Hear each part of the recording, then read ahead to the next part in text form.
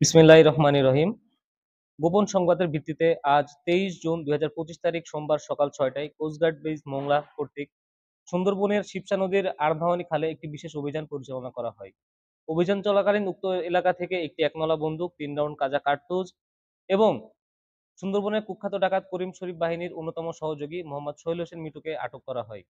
আটককৃত ব্যক্তি খুলনা জেলার দাকব থানার বাসিন্দা। প্রাথমিক জিজ্ঞাসাবাদে জানা যায়, আটককৃত ব্যক্তি দীর্ঘদিন যাবৎ কুখ্যাত ডাকাত করিম শরীফের সঙ্গে ডাকাত দলকে অস্ত্র, গোলাবারুদ ও রসদ সরবরাহ করে আসছে।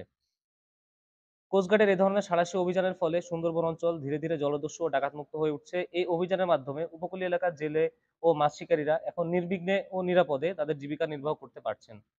বাংলাদেশ কোস্টগার্ড আইন শৃঙ্খলা রক্ষার্থে উপকূলীয় ও নদী তীরবর্তী অঞ্চলে ২৪ ঘণ্টা ব্যাপী টহল কার্যক্রম এবং বিশেষ অভিযান অব্যাহত রেখেছে, যার ফলে এসব অঞ্চলের আইন শৃঙ্খলা পরিস্থিতি অনেকাংশে উন্নত হয়েছে।